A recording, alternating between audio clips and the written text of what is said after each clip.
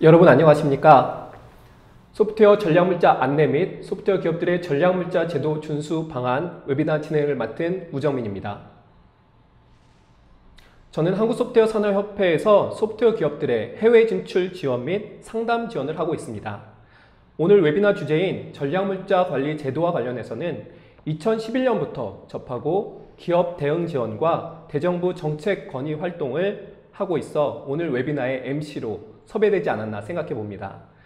전자신문 올쇼TV가 마련한 이번 웨비나를 통해 전략물자 관리 제도가 무엇이고 왜 소프트웨어 기업들이 전략물자 관리 제도를 준수해야 하며 어떻게 대응해야 하는지에 대해 알아보는 시간을 갖도록 하겠습니다. 이를 위해 소프트웨어 부문 전략물자 전문가를 소개해 드리도록 하겠습니다. 오동철 선임 연구원님 반갑습니다. 자기소개 부탁드리겠습니다. 네, 반갑습니다. 안녕하세요. 전략물자관리원에서 16년도까지는 전략물자 심사 판정을, 현재는 전략물자 컨설팅을 담당하고 있는 오동철입니다. 인사드리겠습니다. 네, 반갑습니다. 소프트웨어 분야에서는 작년 10월부터 다수의 기업들이 경찰 단속 및 검찰 기소되는 그런 상황들이 발생을 했는데요.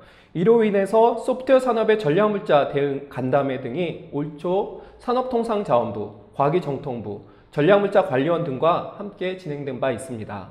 이처럼 소프트웨어 분야도 시급히 전략물자 관리 제도에 대한 대응체계 마련이 필요하며 이를 위해 오늘과 같은 웨비나를 진행하게 되었습니다.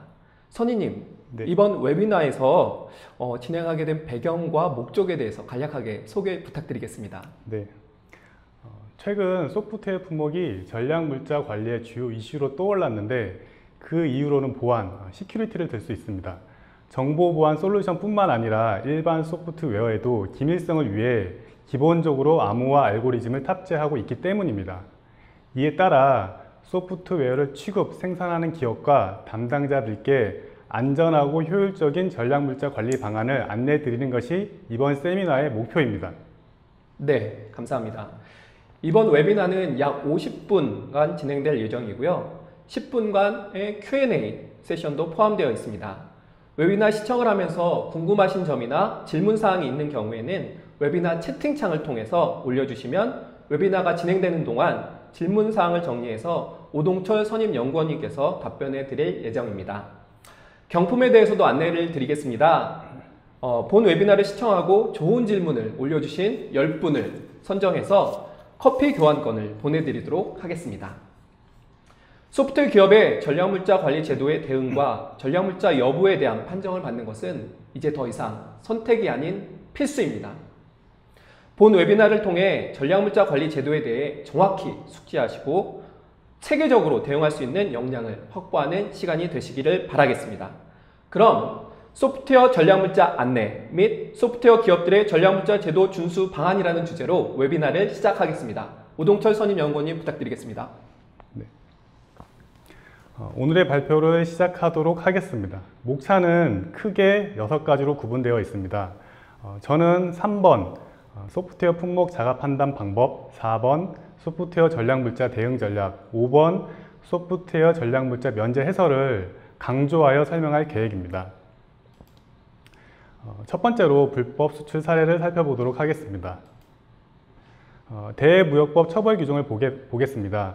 대무역법 제53조 제2항을 살펴보면 다음 각 호의 어느 하나에 해당하는 자는 5년 이하의 징역 또는 물품 등의 가격의 3배에 해당하는 금액 이하의 벌금에 처한다 라고 나와 있습니다. 각 호는 수출 허가나 상항 허가, 경유 또는 환적 허가, 중개 허가를 받지 아니한 경우 또는 허가를 받았지만 거짓이나 그 밖의 부정한 방법으로 허가를 받은 경우를 상정하고 있습니다. 제가 전략물자 컨설팅을 통해서 많이 받는 질문 중에 하나가 공소시효입니다. 형사소송법 제249조를 보면 공소시효는 제7년으로 보시면 됩니다. 같은 조 제1항입니다. 앞과 다른 점은 목적이 추가되었고 그에 따라 처벌이 강화되었다는 점입니다. 전략물자 등의 국제적 확산을 꾀할 목적이 있다면 7년 이하의 징역 또는 물품 등의 가격의 5배에 해당하는 금액 이하의 벌금에 처한다 라고 보실 수 있습니다. 공소시효는 아까 동일합니다. 대무역법 제55조는 미수범을 규정하고 있는데 미수범은 각각 해당하는 본죄에 준하여 처벌하고 있습니다. 그리고 대무역법 제57조에는 양벌 규정을 적용하고 있습니다. 위반 행위를 하면 그 행위자를 벌하는 외에 그 법인 또는 개인, 여기서 개인은 보통 대표이사라고 보시면 됩니다. 개인에게도 해당 조문의 벌금형을 과한다. 단서 조항이 있습니다. 위반 행위를 방지하기 위하여 상당한 주의 감독을 게을리하지 않은 경우는 애로한다. 이 경우는 위헌결정 선고에 따라 들어왔는데 다른 사람의 범죄 행위를 이유로 처벌을 한다면 형벌에 관한 책임주의에 반함으로 헌법에 위반된다. 그래서 들어온 걸로 보시면 됩니다. 하지만 실제로는 이 조항이 적용되는 사례는 드물다고 합니다. 두 번째로 대무역법 위반 처벌 사례를 설명드리겠습니다. 확정 판결 기준으로 지금 소프트웨어 사건은 없습니다. 그래서 우선 IT 관련 두 개의 사례를 언급드리고 미국 EAR 위반 소프트웨어 사건을 추가로 언급드리도록 하겠습니다. 우선 첫 번째 IC 칩 사건입니다. A는 2010년 K회사 퇴사 후 반도체 전자부품 수출입 회사를 운영하였습니다. 그리고 A는 2015년 K회사로부터 구매한 IC칩 155개 등을 수출 허가 없이 홍콩으로 수출하였습니다. 처벌은 징역 1년 6개월이라는 실형이 선고되었습니다. 물론 위 형량에는 다른 범죄 사실에 대한 형량이 포함되어 있습니다. 양형사유를 보시면 소규모 수출 업체들 간에 형성된 잘못된 관행에 영향을 미친 점은 강경사유라고 하였습니다. 두 번째는 열화상 카메라 사건입니다. A는 회사, B는 그 회사의 대표이사입니다. A 회사는 2014년 열화상 카메라 4대를 수출 허가 없이 미국으로 수출하였습니다. 처벌은 A, B 각각 벌금 150만 원입니다. 벌금 자체로는 크지 않을 수 있지만 양벌 규정이 적용되었다는 점을 눈여겨보시면 될 것 같습니다. 양형사유로는 군사용이 아닌 산업용으로 수출된 점, 수출 규모가 작은 점이 강경사유로 거론되었습니다. 세 번째로는 미국 EAR 위반 처벌 사례입니다. 여기서 이제 암호 소프트웨어 사건을 다룰 건데, 첫 번째로는 독일 기업인 A는 미국 상무부 허가 미취득 상태로 기술과 제품을 독일에서 이란으로 재수출하였습니다. 두 번째 케이스는 캘리포니아의 N사는 무허가로 역시 BIS 허가를 받지 않았습니다. 128비트 암호 소프트웨어를 미국에서 한국으로 수출하였습니다. 처벌은 첫 번째 케이스만 설명드리면 수출금지 처분 10년을 받았습니다. 상당히 큰 처벌이고 우리나라 같은 경우는 수출금지 처분이 최대 3년입니다. 참고로 알아두시면 될 것 같습니다. 교훈은 미국 정부가 암호 제품에 대한 수출 규제를 집행할 수 있으며 앞으로도 집행해 나갈 것임을 나타내는 사건이라고 보시면 됩니다. 네 번째는 저희 전략물자 수출입 고시 교육명령입니다. 가장 흔하게 접할 수 있는 케이스라고 보시면 됩니다. 교육시간은 8시간 이내인데 보통 하루의 교육이라고 보시면 됩니다. 절차는 교육명령 통지서가 발송이 되면 그걸 수령 후 3개월 이내에 교육을 이수하셔야 되고, 교육 이수 후 일주일 이내 교육 이수 현황을 통보해 주시면 됩니다. 대상은 대표자 또는 실무 담당자로 되어 있지만 보통 실무 담당자 분들께서 참석하십니다. 두 번째 주제입니다. 전략물자 관리제도 소개입니다. 그럼 과연 전략물자란 무엇인가? 그 의미에 대해서 살펴보도록 하겠습니다. 대량 살상 무기 또는 재래생 무기와 그 운반수단인 미사일의 제조, 개발, 사용, 보관에 이용 가능한 중요한 이중용도입니다. 중요합니다. 이중용도 물품, 소프트웨어 및 기술입니다. 아래를 보시면 4개의 국제체제와 2개의 협약이 있습니다. 오늘의 주제에서 중심적으로 봐야 될 것은 바세나라 체제입니다. 그리고 우리나라는 국제 평화 및 안전 유지, 국가 안보를 위하여 수출입을 제한하는 품목을 산업통상부 장관이 고시하고 있는데 그 근거는 대무역법 제19조입니다. 이에 해당하는 물품, 소프트웨어 기술은 전략물자 수출입 고시 별표 2에 나와 있습니다. 허가기간입니다. 우리나라 허가기간은 총 4개인데 오늘의 중심사항은 산업통상자원부이고 대무역법, 이중용도 품목이라고 보시면 됩니다. 왼쪽을 보시면 다자간 전략물자 수출 통제 체제와 다자간 전략물자 협약이 나와 있는데 괄호 안은 그 체제를 우리나라가 가입한 연도, 오른쪽은 그 체제에 대한 설립 목적입니다. 오른쪽을 보시면 별표 2의 이중용도 제5부, 오늘 저희가 중심적으로 다룰 부분인데 그 중에서도 정보 보안 부분을 살펴보도록 하겠습니다. 오늘의 중심적으로 설명할 첫 번째 주제입니다. 소프트웨어 품목 자가 판단 방법입니다.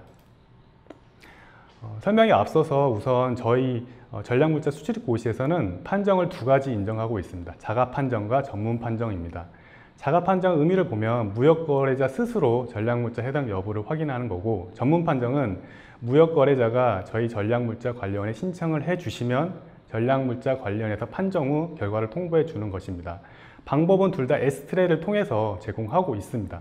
특징으로는 그 결과에 대한 책임을 무역거래자가 지는 것이 자가 판정이라면 전문 판정은 그 반대라고 보실 수 있습니다. 그리고 자가 판정의 경우 판정 결과를 즉시 확인할 수 있지만 전문 판정은 법적 소요기간 15일이 소요된다는 점 참고로 봐주시면 될 것 같습니다.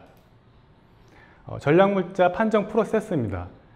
우선은 판정 자료 확보 부분에서 HSK, 모델명, 기술적 사양은 전문 판정에서는 필수 사항입니다. 물론 자가 판정에서는 기술적 사양서가 현재는 필요가 없지만 우선 이런 내용이 판정을 위해서는 필수적인 사항이라는 점 알아두시기 바랍니다. 그리고 제가 모델명 옆에 별표를 표기하였는데 뒤에서 언급하겠지만 모델명을 통해서 전략물자를 다시 받아야 되는지 말아야 되는지 부분을 갈리는 부분이 있습니다. 그래서 뒤에서 언급하도록 하겠습니다. 통제번호 분류 체계입니다. 중요합니다. 우선 앞에 세 자리가 중요한데 첫 번째로는 숫자입니다. 이 숫자는 각 카테고리의 번호라고 보시면 됩니다. 해당하는 품목이 속하는 카테고리의 번호가 첫 번째 숫자로 표기가 되고, 두 번째로는 품목군의 분류입니다. 여기서 D라고 적혀 있는 부분은 소프트웨어라고 보시면 됩니다. 그리고 통제 이유, 세 번째 자리는 통제 이유인데 어느 통제 국제 체제에서 왔는지 그 부분입니다. 그래서 여기 제가 초록색으로 1번과 2번을 표기하였는데 1번은 각 카테고리 통제 품목의 전용 소프트웨어를 통제하는 경우입니다. 그게 첫 번째 이유입니다. 뒤에서 예시를 보겠지만 예를 들어 ED001이면 그런 케이스입니다. 그리고 두 번째로는 품목 구분 없이, 각 카테고리 구분 없이 암호화 알고리즘을 탑재하는 경우는 OD002로 통제를 하고 있습니다. 그래서 저희의 관심사항은 두 번째 케이스입니다. OD002이지만 첫 번째 케이스로 소프트웨어가 통제되는 경우도 있다는 점 참고로 알아두시기 바랍니다. 전략물자 확인 방법입니다. 저희가 자가 판정과 전문 판정을 제공하고 있지만 그 기준은 전략물자 수출입고시 별표 2입니다. 그리고 정보보안 파트는 그 페이지 261페이지부터 274페이지를 보시면 확인하실 수 있으십니다. 그러면 어떻게 전략물자를 확인하느냐? 저희는 에스트레이드를 통해서 다 제공하고 있는데 이게 에스트레이드 홈 화면입니다. 보시면 왼쪽에 보시면 온라인 자가 판정 신청 메뉴, 두 번째 전문 판정 신청 메뉴, 세 번째 수출 허가 신청 메뉴. 판정을 통해서 결과가 나오면 수출 허가가 필요하다면 신청을 하는 메뉴입니다. 그리고 밑에 보시면 참고로 디나이얼 리스트 검색도 가능합니다. 우선은 에스트레이드 전문 판정부터 안내해 드리도록 하겠습니다. 1단계 기본 정보는 회원가입 정보를 그대로 가져오기 때문에 변동사항이 없다면 다음 단계인 2단계 품목 기술 정보로 넘어갑니다. 그래서 우리의 관심사항인 정보보안 소프트웨어, 일반 소프트웨어 포함입니다. 네 번째 보시면 정보보안 소프트웨어가 있습니다. 여기를 클릭해 주시면 다음 화면으로 넘어갑니다. 여기 제가 2014년에서 15년도에 만든 체크리스트가 있는데 이 소프트웨어 체크리스트를 올려주시면 됩니다. 그래서 제가 어떻게 판정을 하는지 그 부분을 자세하게 설명드리도록 하겠습니다. 앞에서 설명드린 바와 같이 소프트웨어는 두 가지 케이스로 나누입니다. 첫 번째, 각 카테고리 통제 품목의 전용 소프트웨어. 두 번째, 품목 구분 없이 암호화 알고리즘을 탑재했을 때 통제. 그래서 저의 관심사는 당연히 두 번째입니다. 그렇지만 1번이나 2번 중에 하나라도 S 체크를 하시게 된다면 전략물자 해당 품목입니다. 물론 2번의 경우에는 예외사항에 따라 그 해당 품목이 비해당화 될 수 있는 케이스가 있습니다. 그걸 참고로 알아두시면 될 것 같습니다. 그리고 이 지금 1번을 보시면 신청 품목이 아래의 보안 프로토콜 또는 암호 알고리즘을 하나 이상 사용 또는 지원합니까? 하고 제가 수많은 예시를 넣어놨습니다. 이 예시는 실질적으로 암호 알고리즘이 들어간 건데 제가 예전에 많이 질문 받았던 게 과연 어떤 것이 통제되는지에 대한 질문을 많이 받아서 제가 그 당시에 가능한 보안 프로토콜 암호 알고리즘을 전부 제가 추려서 넣은 내용입니다. 그리고 암호 알고리즘에 대해서 조금 더 설명을 드리면 암호 알고리즘은 대칭 암호 알고리즘과 비대칭 암호 알고리즘으로 나누어집니다. 통제 기준에서는 대칭 암호 알고리즘은 56비트를 초과, 비대칭의 경우 동동화 수준, 예를 들어 정수의 인수분해는 512비트 초과인 경우에 통제를 하고 있습니다. 그래서 그런 사례가 지금 현재 보시고 있는 화면이라고 보시면 됩니다. 저희는 S를 체크했다고 하고 다음 화면 넘어가겠습니다. 여기는 제가 첫 번째 케이스, 각 카테고리 통제 품목의 전용 소프트웨어입니다. 전용 소프트웨어는 그 해당 그런 장비 시스템의 개발 생산과 사용을 위해 전용 설계나 개조된 것이라고 보실 수 있습니다. 두 번째로는 첫 번째 예외사항입니다. 총 3가지의 예외사항이 나오는데 첫 번째 예외사항이 뭐냐면 신청 품목의 보안 프로토콜 또는 암호 알고리즘을 다음의 목적으로만 사용합니까? 중요한 건 만입니다. 이 중에 하나 이상 해당되면 되는데 인증, 디지털 서명, 정보 무결성, 부인 방지, 디지털 저작권 관리, 그다음에 엔터테인먼트, 대중상업 방송 또는 의료기록 관리에 위한 암호화 또는 복호화, 위 기능 중 어느 하나를 위한 키 관리, 이 중에 하나 이상만 포함이 되면 예외사항을 만족하여 앞에서 해당으로 체크한 경우가 비해당으로 바뀝니다. 그렇지만 이러한 케이스는 되게 한정적입니다. 보통은 송수신할 때 암호화와 데이터 플레인상 암호화가 병행되기 때문에 한정적인 예외사항이라고 보시면 될 것 같습니다. 4번 항목은 옵션인데 이거는 제가 4번 장에서 설명을 추가적으로 더 드리도록 하겠습니다. 5번부터 9번까지가 저희가 주요하게 볼 예외사항 두 번째입니다. 매스마켓으로 불리고 있고요. 실질적으로 대부분의 정보보안 제품은 이 매스마켓으로 예외사항을 만족하는 케이스가 많습니다. 그래서 중심적으로 보시면 될 것 같습니다. 첫 번째, 아래 4가지 중 하나 이상의 방법에 의해 규제 없이 대중적으로 소매 판매처에서 구입 가능하냐, 뭐 4가지 나와 있는데 제가 여기서 예시를 들어 설명드릴 건 전자상거래입니다. 온라인 쇼핑몰이라고 보시면 되고, 예를 들면 저희가 많이 이용하는 뭐 11번가 지마켓 이런 게 온라인 쇼핑몰이라고 보시면 됩니다. 이 중에서 하나만이어도 된다면 S입니다. 그리고 두 번째, 소비자가 신청 품목을 구매하기 전 판매자에게 가격 및 주기능 정보를 문의할 필요 없이 이용 가능하느냐. 온라인 쇼핑몰을 그대로 사례를 들겠습니다. 저희가 공급자가 추가로 정보 제공하지 않아도 가격하고 주기능 정보 확인 가능합니다. 그래서 이번 케이스에서도 분명히 S가 될 것입니다. 그 다음에 세 번째, 신청 품목에 사용된 암호화 기능들이 사용자에 쉽게 변경될 수 있느냐. 이거는 저희가 인터페이스에서 변경할 수 있는 수준이 아니라 소스 코드를 변경 가능하는 여부입니다. 그렇기 때문에 일반적인 케이스에서는 변경할 수 없습니다. 그렇기 때문에 여기도 만족한다고 보시면 되고, 이제 이슈가 발생하는 부분이 네 번째 사항이라고 보면 되는데, 신청 품목은 사용자가 제품, 공급자의 추가 도움 없이 설치하도록 설계되었느냐. 제가 예시를 들겠습니다. 제가 한컴 오피스 2018을 구입하였습니다. 그러면 설치할 수 있습니다.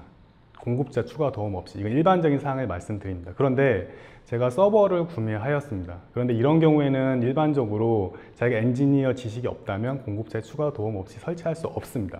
이런 부분이 지금 이 8번의 설명 내용이라고 보시면 되고, 그 다음에 9번은 신청 품목이 상기에 섰을 땐 제가 5번부터 9번인데 5번에서 8번이죠. 여기는 9번이 빠졌으니까 5번에서 8번 조건의 충족을 증명하기 위해서 요청이 있는 경우 물품에 대한 상세 정보를 수출국 해당 기관이 입수할 수 있고 구체적 자료를 제출받을 수 있느냐 여부입니다. 뭐 위에서 다 체크를 하셨다면 당연히 제출하실 수 있어야 됩니다. 그래서 결국은 5번부터 9번을 모두 만족한다면 매스마켓이라는 이름으로 예외사항이 적용이 되고, 앞에서 1번 또는 2번의 케이스에 S를 하셨더라도 이 사항을 만족하면 전략물자 비해당으로 최종 판정이 가능합니다.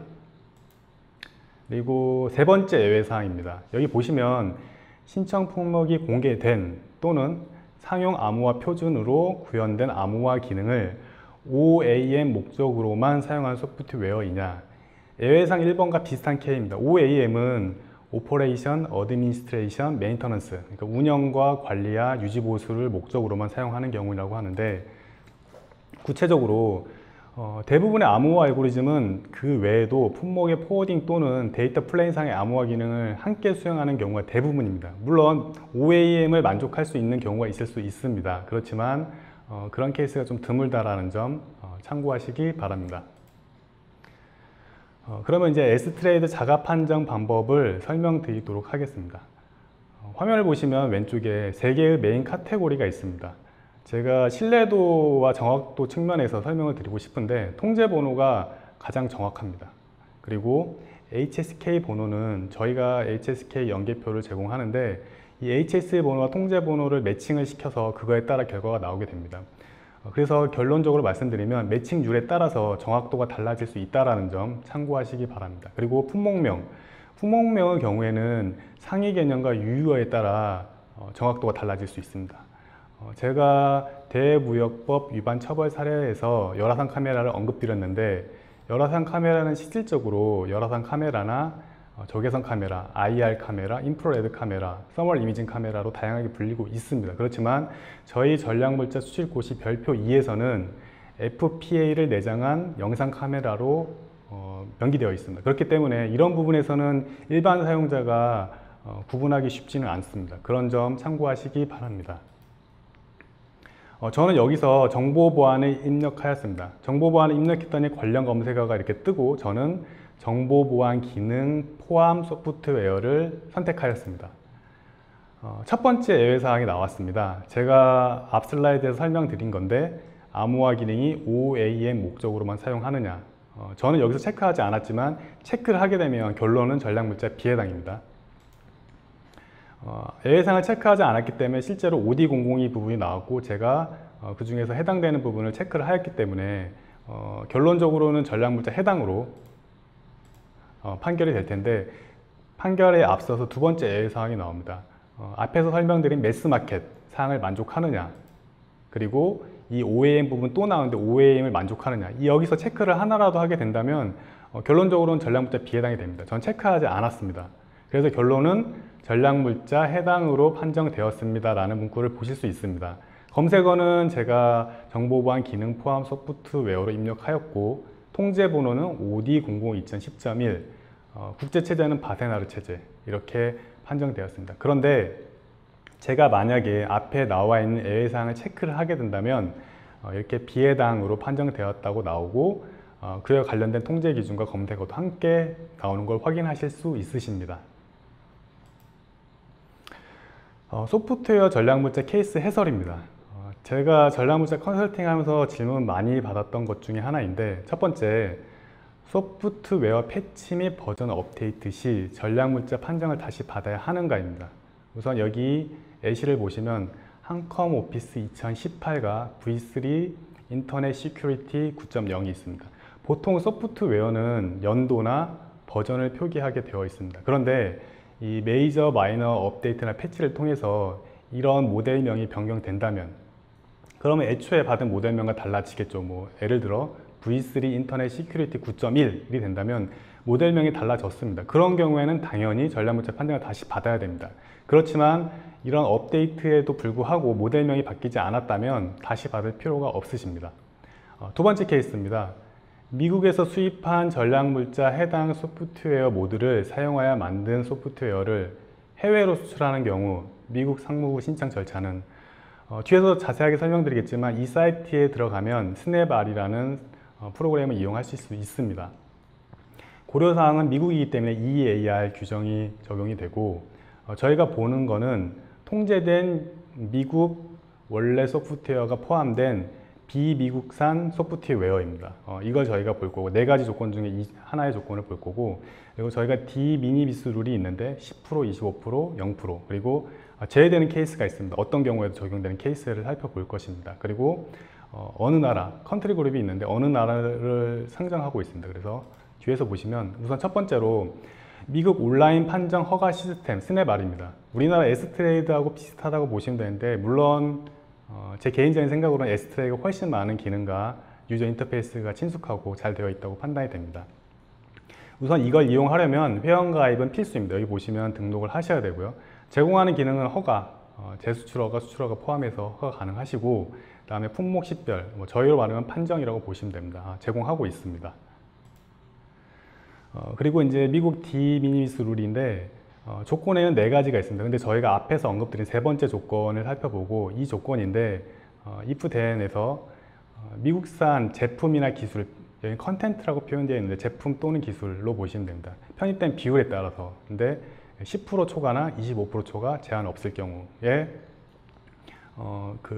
미국의 EAR 규정을 적용을 받습니다. 그래서 여기 보시면 뭐 이런 제품이 컨트리 그룹 E1으로 가고, E1이 뭐냐면 유엔에서 지정한 테러 지원국입니다. 여기 보시면 이란, 북한, 수단, 시리아 확인하실 수 있습니다. 그리고 모든 EAR 국가 아이템인데 이게 북한과 시리아로 가는 경우 EAR 규정에 적용이 된다. 10% 초과할 때 미국산 품목 또는 기술의 편입 비율이 원래 제품에 그럴 경우에는 EAR 규정에 저촉이 된다라고 보시면 될 것 같습니다.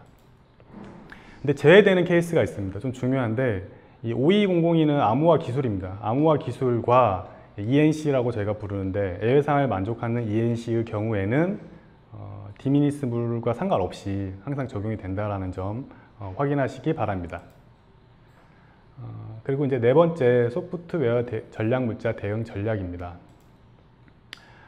최근 국산 소프트웨어의 신뢰도가 증가하고 있고 외국 소프트웨어 업체의 유지보수율 인상과 그다음에 무분별 라이선스 감사 등에 따라 외산 업체가 주도하고 있는 DBMS, 그다음에 ERP 등이 우리나라 제품으로 옮겨가고 있습니다. 그래서 이에 따라서 해외 주요 소프트웨어 분야별 전략물자 현황을 통해 전략물자 대응 전략을 알아보고자 합니다.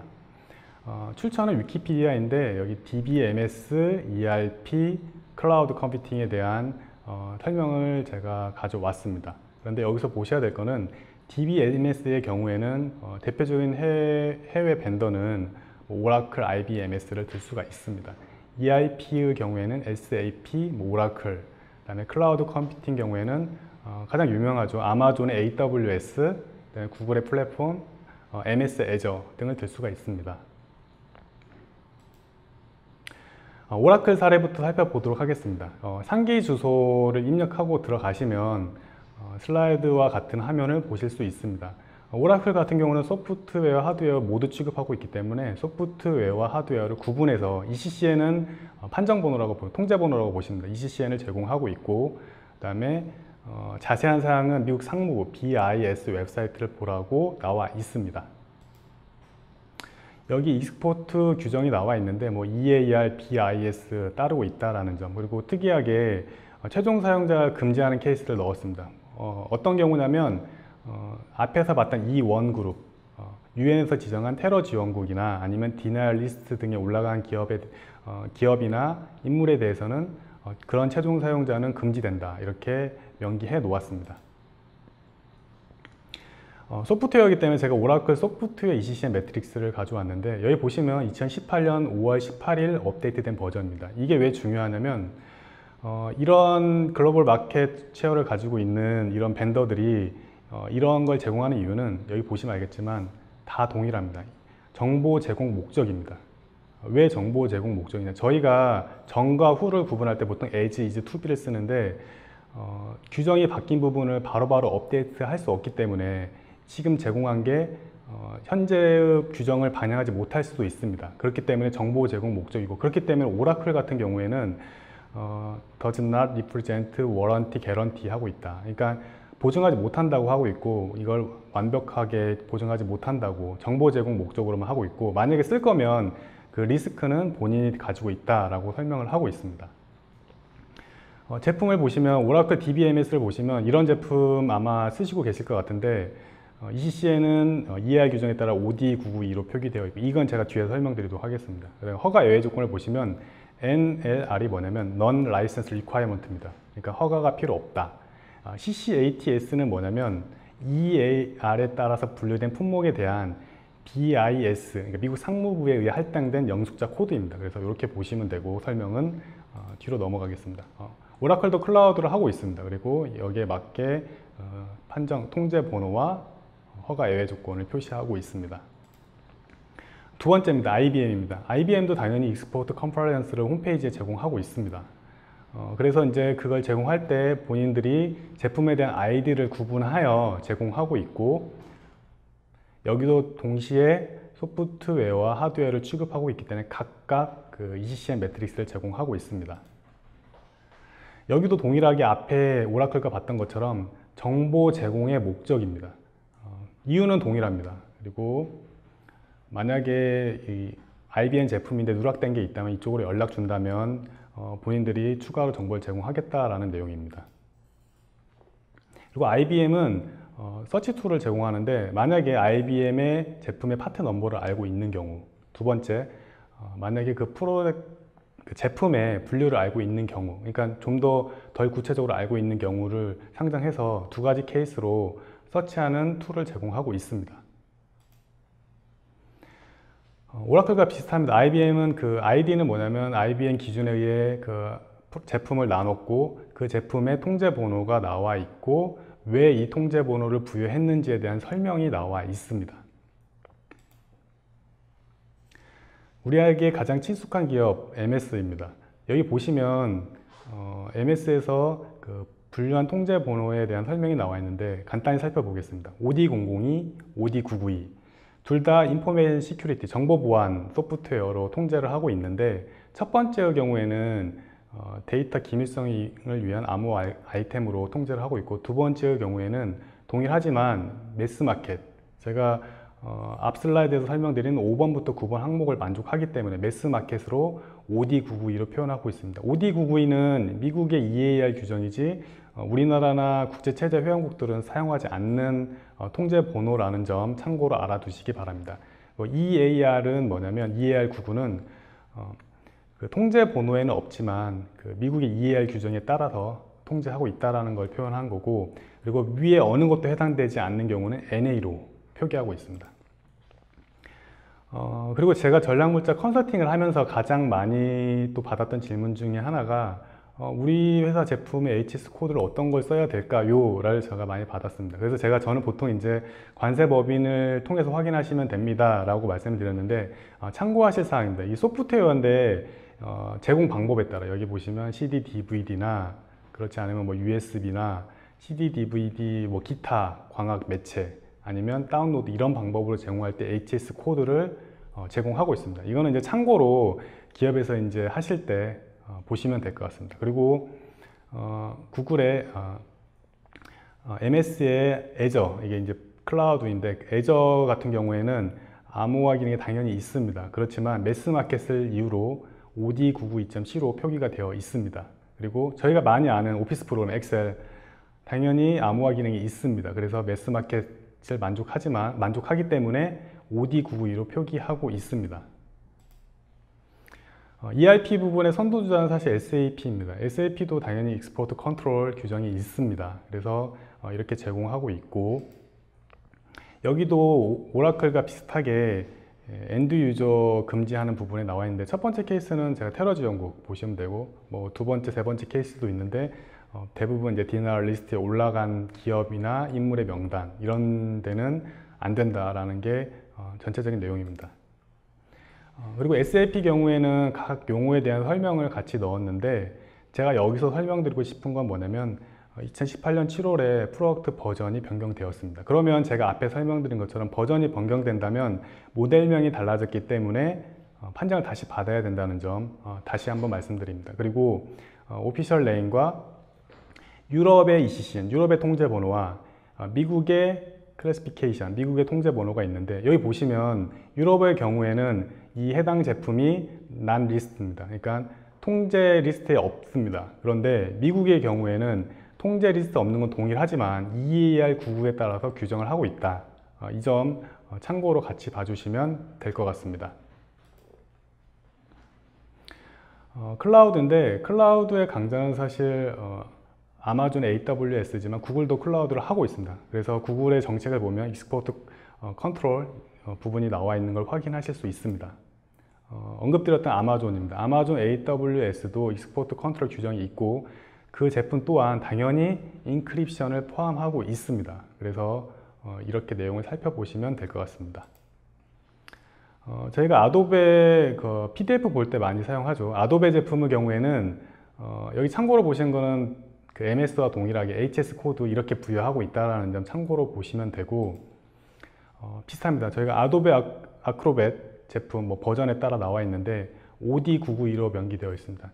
앞에서 나온 것처럼 OD992는 암호 알고리즘이 있지만 매스 마켓을 만족하여 비해당 제품, 그래서 OD992이고 그에 따라서 Non-License Require, 허가가 필요 없는 제품이 되겠습니다.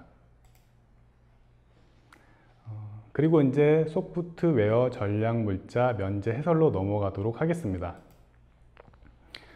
전략물자 수출허가 판단 절차입니다.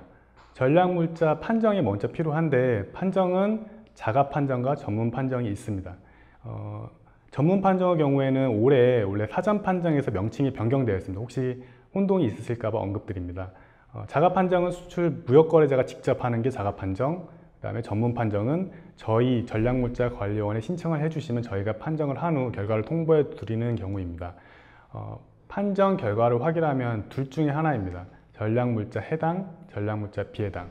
전략물자 해당부터 살펴보시면 저희 전략물자 수출입고시 제26조에 보면 허가 면제 요건이 있습니다. 만약에 해당이 된다면 허가가 필요 없습니다. 기본적으로. 그래서 향후에 수출거래 보고만 하시면 됩니다. 그런데 이 허가 면제 요건에 해당되지 않는다면 원칙적으로 개별 수출 허가를 받으셔야 됩니다. 그런데 CP 기업인 경우, 자율준수 무역거래자 기업의 경우에는 포괄 수출 허가를 이용할 수 있다는 점 참고로 보시면 될 것 같습니다. 전략물자 비해당의 경우에는 원칙적으로 허가가 필요하지 않습니다. 그런데 아래의 세 가지 케이스 중에 하나라도 해당되는 경우에는 상응 허가가 필요할 수 있습니다. 그 아래의 세 가지는 어떤 거냐? 저희 전략물자 수출고시 별표 2의 2 상응 허가 대상 품목에 해당하는 경우 상응 허가가 필요합니다. 그리고 여기에 해당되지 않더라도 두 번째, 우려 거래 대상자에 해당이 되는 경우 디나이얼 리스트에 올라가 있습니다. 이런 경우에도 상응 허가가 필요합니다. 그렇지만 여기에도 해당되지 않더라도 세 번째, 의심 징후에 해당, 저희 전략물자 수출고시 제50조에 확인하실 수 있습니다. 해당이 된다면 상응 허가가 필요합니다. 그래서 비해당 품목이라서 꼭 허가가 안 받아도 된다는 아닙니다. 이 아래 세 가지 상황을 꼭 같이 확인해 주시기 바랍니다.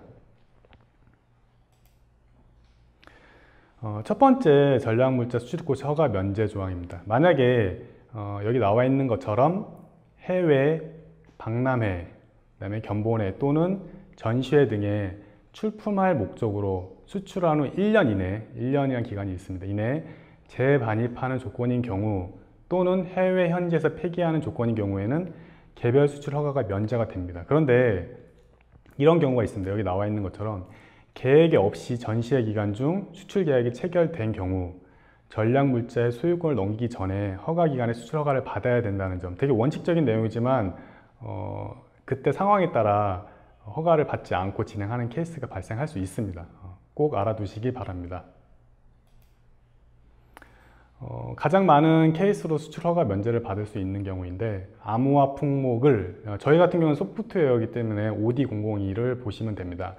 민간 기업의 내부 시스템 구축, 운영 용도 또는 민간 기업의 민수용 제품 개발 생산 용도로 수출하는 경우로서 두 가지 케이스가 있는데 최종 목적지 국가가 바세나르 체제 가입 국가인 경우 또는 별표 23 국가들의 본사를 둔 민간 분야 최종 사용자인 경우입니다. 바세나르 국가는 현재 42개국이고 별표 23의 국가는 36개국입니다. 우선 이런 면제 조항은 비민간 거래에 대한 수출 편의를 증진하고자 관련 허가가 추가되었다고 보시면 됩니다. 예시를 보면 ERP 구축용으로 소프트웨어를 수출하는 경우 민간 기업의 내부 시스템 구축 운영에 사용되므로 최종 목적지 국가가 우크라이나 같은 바세나르 체제 회원국인 경우에는 수출 허가가 면제됩니다. 두 번째 케이스로 보면 이번에 2018년 개정된 내용인데 만약에 인텔 CPU 만드는 회사죠. 인텔 차이나에 수출하는 경우 중국은 바세나르 체제 회원국이 아닙니다. 그럼에도 불구하고 그 본사, 인텔의 본사는 미국입니다. 그 본사가 미국에 있다면 수출 허가가 면제되도록 면제 범위가 확대되었습니다. 그래서 수출 기업의 경우는 좀 허가 면제를 많이 활용하실 수 있을 것 같습니다. 그리고 시스템 관리용 관리 전용 암호화 기능으로 인하여 전략물자로 분류된 암호 품목을 수출하는 경우 수출 허가가 면제됩니다. 그런데 여기 암호화 기능을 SNMP와 SSH로 한정하였는데 이것만 제공하는 경우는 극히 드물다고 보실 수 있습니다. 그래서 좀 제한적인 면제 사항이라고 보실 수 있습니다. 그 다음 소프트웨어 사용 기간을 연장하거나 소프트웨어 프로그램의 버그만을 해결하기 위하여, 여기 만입니다. 버그만을 해결하기 위하여 동일한 최종 수완 컨사이니 또는 엔드 유저에게 문제 해결 프로그램, 패치라고 하죠. 보통 패치를 수출하는 경우인데, 이런 경우에 허가 면제가 되는데 단 새로운 기능이 추가되면 안 됩니다.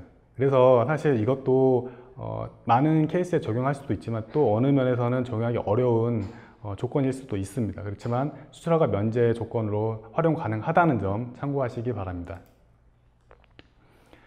그리고 가지역에서 최종 사용자 확인을 받아 재수출 허가를 받은 경우, 그 다음에 가지역에서 최종 사용자 확인을 받아 수출 허가를 받은 경우, 이런 경우 허가가 면제되는데 이유는 이렇습니다. 가지역은 4대 국가체제를 모두 가입한 국가인데 4대 국가체제는 어떤 거냐면 앞에서 보신 바와 같이 WA, 바세나르 체제, MTCR, 그 다음에 NSG, AG를 모두 가입한 국가입니다. 현재 30개 국가입니다. 이런 모두 가입한 회원 국가는 국제적인 수준의 수출 통제가 갖추어져 있다고 인정받는 국가들입니다. 그렇기 때문에 이미 그 가지역, 원수출국에서 수출에 대한 사항이 검토되었으므로 우리나라에서는 수출 허가를 받아야 하는 행정부담을 경감하기 위한 조치로 면제 조항을 추가하였습니다. 그래서 이 경우에도 참고하셔서 이용하시면 될 것 같습니다.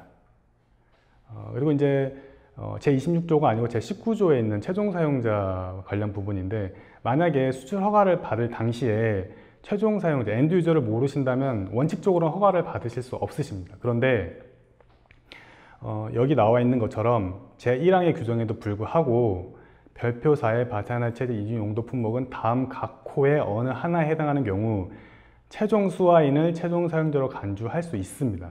어떤 케이스냐? 두 가지입니다. 첫 번째, 바세나르 체제 회원국인 수입국에서 유통업 허가를 받아 2년 이상 도소매 정상 영업을 한 업체 또는 제조업 허가를 받아 1년 이상 정상 영업을 한 업체입니다.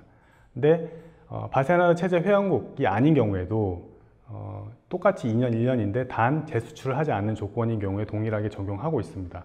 그래서 여기 나온 바와 같이 바세나르 회원국과 같이 수출 통제 체제를 경고에 가진 국가에 대해서는 확산 우려 없이 통제될 것으로 판단한 것이기 때문에 저희가 개별 수출 허가 면제를 주고 있고, 최종 사용자 부분에서 그래서 기존의 최종 사용자가 확定되지 않는 대리점 판매나 이런 유통업체 수출하기 어려운 상황이 개선된 것으로 보실 수 있습니다. 그리고 만약에 CP 기업인 경우에는 사용자 포괄 수출 허가로 이와 같은 효과를 또 누릴 수 있습니다. 이건 저희 전략물자 수출고시는 아니고 재판 과정에서 대무역법 재판 과정에서 주요 양형사유를 간추린 내용입니다.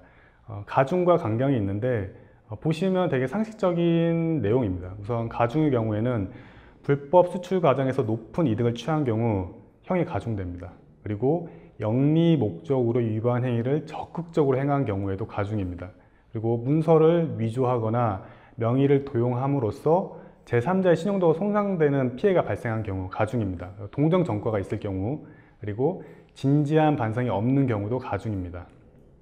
강경 사유는 앞에서도 조금 살펴보셨는데 법률의 부지로 알지 못해서 위반 행위를 하게 된 경우, 그 다음에 수출 규모 또는 가액이 작은 경우, 그 다음에 여기 확정적인 고의인데 확정적인 고의에 의한 위반 행위가 아닌 경우, 그리고 소규모 업체들 간에 수출 허가를 받지 않던 관행이 있었던 경우, 그리고 산업용 목적, 군용이 아닌 경우, 이런 경우로 보시면 될 것 같습니다. 그리고 동종의 전과가 없고 반성하는 경우에는 강경사유입니다. 참고로 알아두시기 바랍니다. 마지막 주제입니다. CP 소개입니다. 자율준수 체제가 무엇이냐? 저희가 이제 컴플라이언스 프로그램 CP라고 부르고 있는데, 여기 보시면 수출관리 법규 준수를 위하여 전략물자의 수출관리에 필요한 조직, 규정, 거래 심사, 교육, 감사 등 체제를 구축하여 전략물자 해당 여부 판정, 수출허가 신청 등 자율적인 수출 관리를 이행하는 내부 프로그램입니다.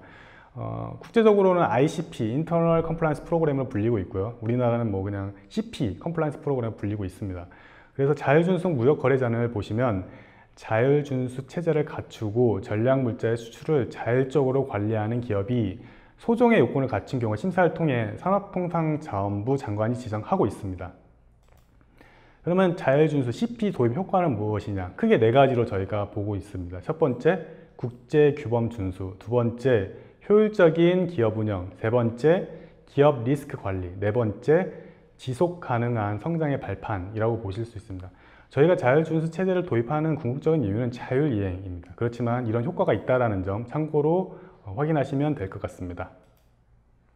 그러면 CP의 구성 요소는 뭐냐? 총 9가지입니다. 그렇지만 9번은 선택사항입니다. 어떤 선택사항이냐? R&D 조직이 있는 경우에만 적용되는 선택사항입니다. 간략하게 보시면 우선 자율준수 체제를 구성하기 위해서는 조직 및 규정이 있어야 됩니다. 그리고 두 번째 준수의지, 여기 대표이사라고 표기하였는데 보통 경영자의 의지가 표명이 있어야 됩니다. 그리고 거래심사, 앞에서 봤던 판정이나 허가에 대한 절차가 구비가 돼야 됩니다. 그리고 네 번째, 출하 관리인데 전략물자의 안전한 출하를 위한 최종 점검 절차, 프로세스가 있으셔야 됩니다. 그리고 교육, 담당자의 전문성 확보나 저희가 규정이 보통 고시 같은 경우는 1년에 한 번 정도 개정되고 있습니다. 그래서 그런 개정에 대한 교육을 받으셔야 되기 때문에 필수적입니다. 그리고 오디트 부분인데 이 체제에 대한 주기적인 점검을 통해 개선을 하셔야 되기 때문에 오디트가 들어가고, 그 다음에 이 관련 서류는 5년간 보관을 하셔야 됩니다. 그리고 이 위반사항 보고나 시정조치의 경우 관련 구성 요소로 또 들어가 있습니다. 정보보안 관리는 R&D 조직이 있는 경우만 체크하시면 됩니다. 여기 보시면 이제 결국은 PDCA입니다. Plan, Do, Check, Act. 관리 체계가 구성되는 걸 보실 수 있고, 저희가 원하는 거는 전략물자 관리를 체계를 가지고 순환할 수 있는 체계를 가지고 할 수 있는 것을 제시하는 게 결국 CP이기 때문에 이와 같이 선순환 과정으로 돌아가고 있다는 걸 확인하실 수 있습니다. 마지막 주제입니다. 이제 자율준수 무역거래자 특례인데 일반 개별 수출 허가의 경우입니다. 여기 보시면 싱글 A, 더블 A, 트리플 A가 있는데 저희는 2014년에 CP 등급제를 도입하였습니다. 그래서 당연히 트리플 A가 가장 높은 혜택을 받을 수 있지만 그에 따라서 가장 높은 의무를 준수하셔야 됩니다. 그래서 보통은 A가 가장 쉽게 접근할 수 있는 등급이라고 보시면 될 것 같습니다. 혜택은 보시면 심사 면제나 서류 면제, 허가 면제 같은 혜택을 받으실 수 있습니다. 그래서 CP의 경우에는 관련 구성 요소를 갖춰야 되는 처음에 어려움이 있지만 갖추고 난다면 이런 혜택을 받으실 수 있다는 거 참고하시기 바랍니다. 두 번째 화면에서 보시면 A 같은 경우는 대부분 해당이 되진 않긴 하지만 나지역 개별 수출 허가 처리 기간의 경우 뭐 5일 정도 단축할 수 있다. 이 지금 소관체제 가입국으로 동물자 수출하는 경우 이런 혜택이 있을 수 있습니다.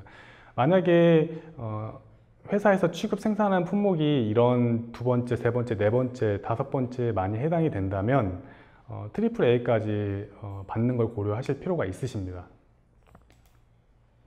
포괄허가 부분의 특례인데요. 여기서 설명드릴 거는 사용자 포괄 허가와 품목 포괄 허가입니다. 사용자 포괄의 경우 최종 사용자가 특정되지 않았을 때, 품목의 경우 특정 품목이 특정되지 않았을 때 일정 기간 동안 이용 가능한 케이스라고 보시면 될 것 같습니다. 요약인데요. 제가 총 6가지를 소개해 드렸습니다. 첫 번째, 불법 수출 사례에서는 대무역법 처벌 규정, 대무역법 위반 처벌 사례, EAR 위반 처벌 사례, 전략물자 수출입고 시 교육 명령을 살펴보았습니다. 두 번째, 전략물자 관리제도 소개에서는 전략물자의 정의, 근거, 그 다음에 허가 기간을 살펴보았습니다. 세 번째, 소프트웨어 품목 자가 판단 방법에서는 자가 판정과 전문 판정을 구별하여 설명드렸고 S트레이드를 활용하는 방법도 소개드렸습니다. 또한 자가 판정 체크리스트를 통해 판정 방법을 구체적으로 살펴보았습니다. 그리고 네 번째, 소프트웨어 전략물자 대응 전략에서는 해외 주요 소프트웨어 분야별 전략물자 현황을 통해 전략물자 대응 전략을 살펴보았습니다. 다섯 번째, 소프트웨어 전략물자 면제 해설에서는 전략물자 수출입고 시 제26조를 중심적으로 살펴보았습니다. 마지막으로 CP 소개입니다. 등급별 특례를 통해 자율준수 무역거래자를 살펴보았습니다. 이상으로 오늘 발표를 마치도록 하겠습니다. 네, 감사합니다. 참 그 긴 시간 동안 네. 그 소프트웨어 관점에서 전략물자 제도에 대해서 그 소개를 해주셨는데요. 저도 그 소개를 받으면서 기존에는 이제 전략물자 관리 고시라든지 이런 것들이 소프트웨어만 위에서 있는 건 아니잖아요. 네. 그래서 내용이 참 어렵고 접근하기도 쉽지 않았었는데 이렇게 또 오동철 선임연구원님께서 그것을 자세하게 풀어서 소프트웨어 관점으로 또 이렇게 집중적으로 설명을 해주셔서 이번 웨비나가 큰 도움이 되지 않았나라는 생각이 듭니다. 선임연구원님 발표해 주시는 동안 시청자분들의 뜨거운 반응이 있었습니다. 네, 질문도 상당히 많이 쏟아졌는데요. 시청자분들이 주신 소중한 질문 중에 몇 개를 제가 골라봤습니다. 질문을 드리겠습니다. 첫 번째 질문은 최근 클라우드가 큰 이슈인데 어떻게 전략물자 관리 제도를 대응해야 하는지에 대한 질문입니다. 답변 부탁드리겠습니다. 네. 우선 중요한 것은 암호 알고리즘 탑재 여부라고 생각하시면 됩니다. 제가 앞에서 언급드린 것처럼 아마존 AWS, 구글 플랫폼, MS 애저의 사례를 봤듯이 인크립션 기능이 있지만 매스 마켓을 이유로 수출 허가가 필요 없는 사례를 살펴볼 수 있었습니다. 네, 감사합니다. 두 번째 질문입니다. 자세히 설명해 주시기도 하셨는데 중소기업이 자율준수 CP 제도를 활용하려면 어떤 준비를 해야 하는지 질문 드리겠습니다. 네, 우리나라는 2014년에 CP 등급제를 도입하였습니다. CP 등급제란 싱글 A, 더블 A, 트리플 A를 말씀을 드릴 수 있는데 목적에 따라 다르겠지만 중소기업의 경우에는 싱글 A로 충분할 것 같습니다. 저희 전략물자 관리원은 전략물자 홈닥터 서비스를 통해 무료로 컨설팅을 진행하고 있고 약 4개월에서 1년 정도면 CP 등급을 취득할 수 있습니다. 네, 알겠습니다.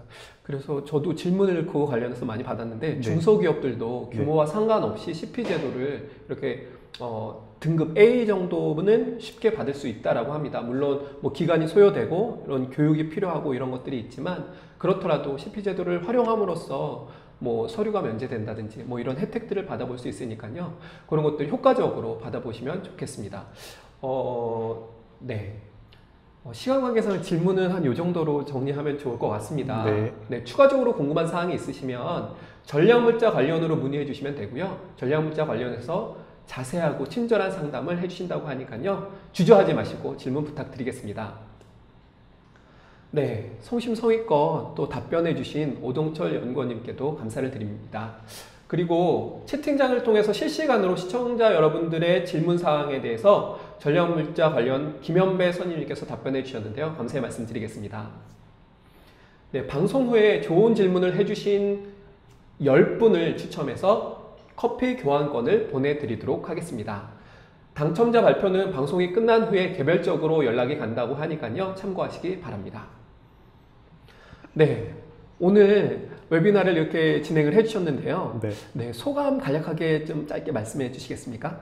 네, 많은 기업이나 연구기관은 소관 품목이나 연구과제 등이 전략물자와 관련이 없다고 생각하고 있습니다. 하지만 전략물자는 우리 산업활동과 밀접한 관련이 있습니다. 우리나라는 세계 10위권의 무역대국입니다. 국제무역규범인 전략물자 수출 통제를 준수하는 것은 책임있는 국제사회 일원으로서 우리나라 기업이 반드시 지켜야 할 의무이고 진정한 선진국으로 나아갈 길입니다. 바쁘신 와중에도 참석해 주신 여러분께 진심으로 감사드립니다. 네, 감사합니다. 이상으로 전자신문 올쇼TV가 준비한 소프트웨어 전략물자 안내 및 소프트웨어 기업들의 전략물자 제도 준수 방안 웨비나를 마치도록 하겠습니다. 전략물자 관리 제도에 대한 대응은 기업이 주체가 되어야 합니다. 그럼에도 제도의 주무부처인 산업통상자원부 그리고 소프트웨어 산업의 주무부처인 과학기술정보통신부의 대응체계 마련과 정책적 지원이 반드시 필요합니다. 소프트웨어는 수출만이 살 길이라는 기치 아래 다양한 마케팅 지원 사업 정책들이 있습니다. 그보다 먼저 불법 수출로 기업들이 어려움을 당하지 않도록 하는 체계적인 대응체계 마련을 위해 정부에서도 적극적으로 노력해 주실 것을 당부드립니다. 시청해 주신 여러분 고맙습니다.